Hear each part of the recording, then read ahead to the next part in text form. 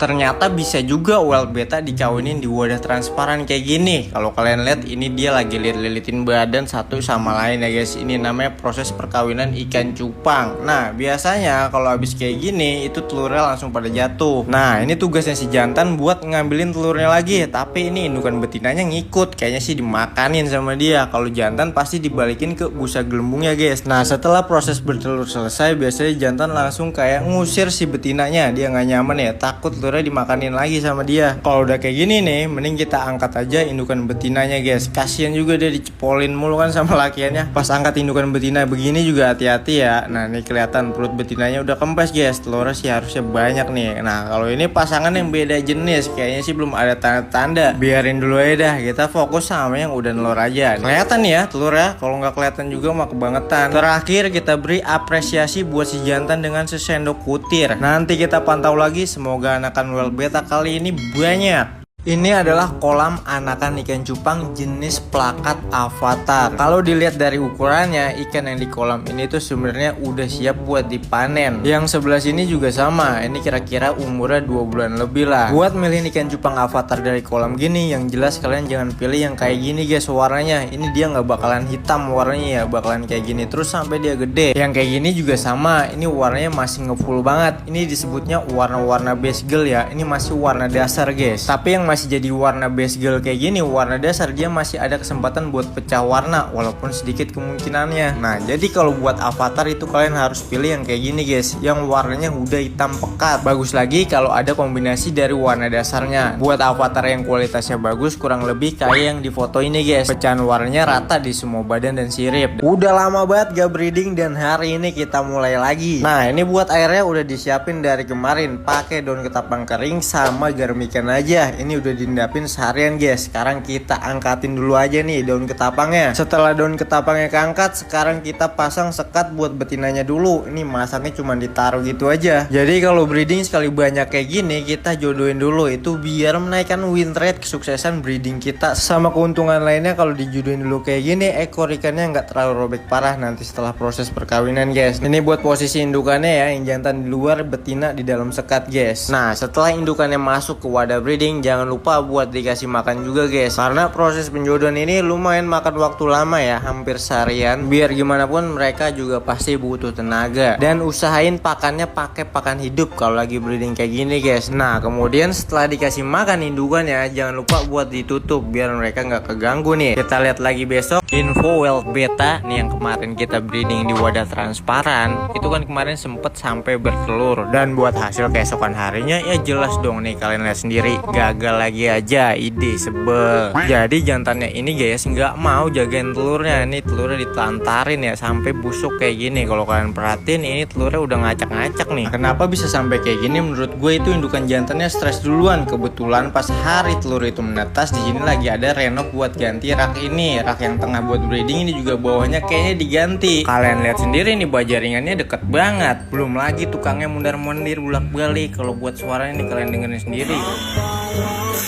Kurang lebih begitu udah berisiknya. Makanya nih kan sampai diem aja. Mana ngerjainnya hari Minggu kan, gue juga libur. Ditambah breedingnya ini di wadah transparan. Jadi saran gue buat kalian yang mau breeding ikan cupang itu mendingan taruh di tempat yang bener-bener aman, yang jarang orang lewat biar nggak keganggu. Dan udah hari Senin lagi aja nih, waktunya buat packing, kirim-kirim ikan lagi nih guys. Jadi emang kalau hari Senin anak-anak di Fiskinian itu ya sibuknya dari pagi ya buat packingin pesanan kalian semua nih guys. Ini ikan-ikan yang dari YouTube ya, ini segini banyaknya. Alhamdulillah banget ya, tiap hari mah ada aja guys ikan yang dikirim. Jadi kalau kalian tanya ikan cupang masih laku apa enggak, ya kalian lihat sendiri nih ikan-ikan yang mau dikirim. Segini banyaknya, masa kita pura-pura doang? Belum lagi bagian marketplace, ini produk aksesoris Fiskinian, resinya segini banyak, masa iya orderan fiktif? Kan nggak mungkin gitu kan. Pokoknya nih makasih banyak buat yang udah percaya sama Fiskinian. Kalian belanja ikan produk aksesoris ataupun yang lain, itu pasti kita maksimalin buat pengirimannya guys. Kalaupun nanti amit-amit ada kendala pas ikannya sampai rumah kalian atau produk yang sampai rumah kalian itu rusak, ya kalian bisa klaim garansi lah. Hari ini full kita seharian packingan ikan cupang, banyak banget nih pesanan buat keluar negeri guys. Cuma ini nanti mampir dulu ke transshipper, makanya dipakai plastik kayak gini doang. Jadi nih kalau ikan mau dikirim jauh-jauh kayak gini tuh packingnya harus paten, nggak bisa asal-asalan nih. Kita lihat Mas Yana kalau packing ikan cupang di sini udah paling mantep dah pokoknya, udah satset cepet dah gitu, hasilnya kalian lihat sendiri nih, anginnya kenceng bener guys. Buat volume air sama udaranya juga kalian harus perhatiin, harus lebih banyakan udaranya. Terus habis itu jangan lupa buat di double plastiknya, ini biar kalau ada pecah di bagian dalam itu masih ada cadangan di bagian luar. Ya pokoknya kita cari aman aja lah. Dan ini buat hasil packingan plastik ikannya guys, bener-bener kenceng, siap ini mah meluncur ke seluruh dunia. Jadi kalau ada pertanyaan, bisa gak sih Fiskinian kirim ikan cupang ke luar negeri? Itu jawabannya bisa, cuma buat sekarang nih kuantitinya harus banyak dulu guys, minimal 200 ekor. Tapi nggak tahu ya, buat ke depannya mungkin bisa lah beli satuan ekor kita kirim ke luar negeri, harga mah cincay bisa dinego. Berapa lama bang nunggu ikan cupang besar? Nah jadi kalau kalian baru netesin ikan cupang dari telur, biasanya ikan cupang itu perlu waktu sekitar 3-4 bulan sampai mereka besar dan siap buat dipanen. Panen itu baru naik kolam aja ya, biasanya abis dipanen itu perlu dirawat lagi guys, sekitar sebulanan, kurang lebih ya 5 bulan lah sampai mereka siap buat dijual. Tapi itu juga tergantung sama faktor-faktor lain ya, kayak jenisnya. Kadang tuh ada beberapa jenis ikan cupang yang emang cepet mutasinya guys, jadi bisa lebih cepet dipanen. Kemudian yang gak kalah penting itu faktor perawatan. Nah perawatan ini ngaruh banget sama tumbuh kembang ikan cupang kita guys, kayak kualitas air di tempat kalian itu bagus apa enggak, makanannya pakai apa, ngasih makannya sehari berapa kali, wadah pembesaran kalian luasnya seberapa, itu pasti ngaruh banget sama pertumbuhan ikan cupang kita. Kalau perawatannya kita maksimalin nih, pertumbuhan ikan kita juga bisa optimal pastinya. Mungkin kayak gitu aja video kali ini. Ikan apa ini? Coba buka,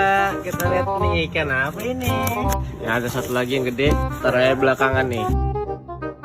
Apa nih? Waduh, ini yang bagus mana nih? Wah ini mah cakep ini. Rintiknya rintik awan.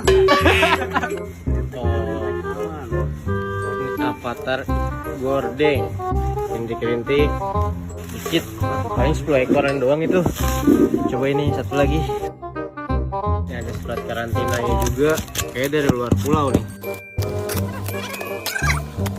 Wah ini sama. Samanya ini avatar juga. Cuma ini yang rintik satu. Oh tadi nebula. Yang tadi nebula. Tapi ini ada female juga loh. Wah cakep banget, rintik-rintik, rintik-rintik popcorn, manjir. Tuh ada female juga. Ini ada juga yang Cooper nih guys. Nih ya, avatar Cooper tuh kelihatan. Avatar lengkap. Yang mau langsung join live Fiskinian aja.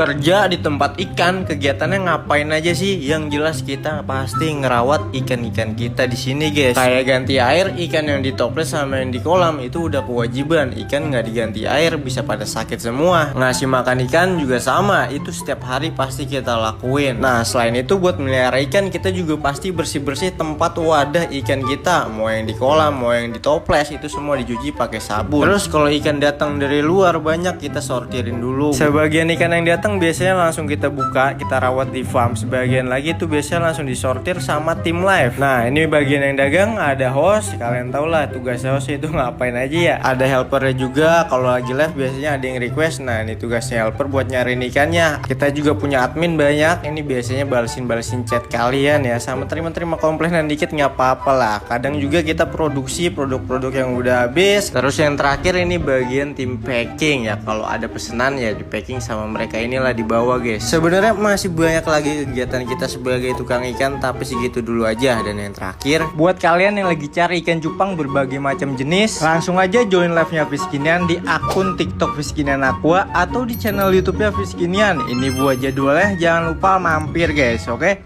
Ini lanjutan dari video yang kemarin guys, setelah seharian kita jodohin. Nah hari ini kita lihat dulu kondisinya. Rata-rata itu harusnya indukan yang jantan udah buat buih gelembung kayak gini guys. Nah ini sarang mereka buat naruh telur nanti. Tapi sebelum mereka disatuin, ini kita kasih makan dulu, biar nanti pas proses perkawinan nih mereka nggak lemes gitu kan. Nah di sini buat ngasih makannya gue pakai kutu air. Kalian juga kalau mau ngasih makan pas breeding gini pakai pakan hidup ya. Kita diemin dulu, biarin mereka habisin makanannya. Nah setelah itu baru lanjut ini kita satuin mereka guys. Kita tinggal angkat aja ini sekat indukan betinanya. Kalau udah mereka nyampur kayak gini, itu tinggal kita diemin aja. Jangan lupa kalian tutup rapet-rapet guys. Proses perkawinan ikan cupang itu biasanya makan waktu seharian, dan keesokan harinya ini langsung aja kita lihat hasilnya. Boom, kalian bisa lihat sendiri ini telurnya banyak banget. Kelihatan ya telurnya beda warnanya guys sama busa gelembung. Nah kalau udah bertelur kayak gini, itu biasanya langsung kita angkat indukan betinanya. Ingat, indukan betina yang diangkat, bukan jantan. Jangan sampai kebalik. Kalau kebalik ya udah pasti gagal. Nah buat pasangan yang belum bertelur kayak gini, ini kita kasih waktu tambahan 1 hari lagi. Kalau nggak nelur juga berarti emang udah nggak jodoh. Jangan lupa terakhir kita tutup rapet-rapet lagi guys. Kita lanjut lagi nanti pas telurnya ini udah pada netes. Di sini ada yang lagi milihin ikan. Jadi ini ikan-ikan apa nih bang? Ini kan ikan retrun bang. Ini ya, ini posternya ada di atas. Ini yang sehat, sebelah sini yang reject, sebelah sini yang udah sakit, nggak bisa diapa-apain alias mokat. Coba kasih tahu dong ikan yang sakit tuh kayak gimana bang? Penyakitnya ini apa nih? Itu kuncup itu. Ini kuncup aja bang. Lengket dikit banget sih. Lengket dikit itu sih. masih bisa diobatin mon. Ini udah nggak bisa ini, lihat tuh. Ini kenapa dia? Dari posturnya itu kayak udah gemuk begitu atau udah sisik nanas ini.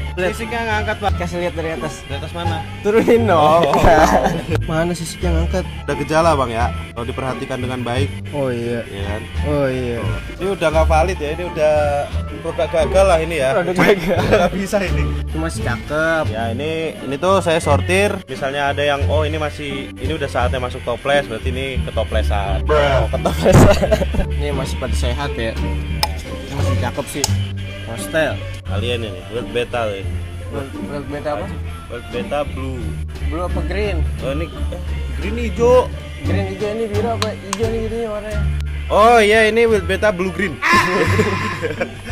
Blue band. Jadi ini salah satu triknya ya, biar ikan itu di rak nggak pada berantakan. Jadi yang sakit-sakit kepisah, yang masih sehat balikin lagi ke raknya, kayak gitu guys. Dan begitu Bapak Ibu. Oh iya betul ya, iya kayak gitu ya. Kurang lebihnya seperti itu. Bang, coba breeding bonsai, katanya susah. Setuju sih, emang bonsai ini rada susah guys. Soalnya gue pernah coba terus gagal. Nih ya menurut gue ada beberapa jenis ikan cupang emang yang susah buat di breeding. Pertama itu jenis dumboer. Nah yang kedua itu ada jenis wild beta. Nih yang ketiga ini yang paling susah bonsai guys. Tapi nggak ada salahnya buat kita coba lagi. Di sini udah gue siapin guys ikannya ya. Ini ikan cupang bonsai jenis plakat bonsai mustard gas. Ini MG ya. Yang cewek kelihatan banget badannya nekuk dia kayak bonsai. Jadi langsung aja sekarang kita isi air dulu nih di wadah breedingnya. Kita isi air dulu. Jadi kalau buat breeding itu airnya nggak usah tinggi-tinggi. Kira-kira ya segini lah guys, cukup ya. Segini nih, gua kalau breeding tinggi airnya. Nah buat campuran airnya kita pakai garam ikan ya sedikit aja. Sama ini daun ketapang kering. Hari pertama ini mungkin kita jodohin dulu aja guys. Soalnya ini kalau dilihat ya busa jantannya sedikit banget. Takutnya kalau langsung disatuin dia malah nggak buat busa. Ini kita serok aja indukan betinanya. Buat betina kita masukin di tengah ya. Terus ini indukan jantannya kita taruh di luar. Kita kasih makan dulu sekarang. Kita ambil serokan raket. Kita ambil kutu air guys. Segini cukup.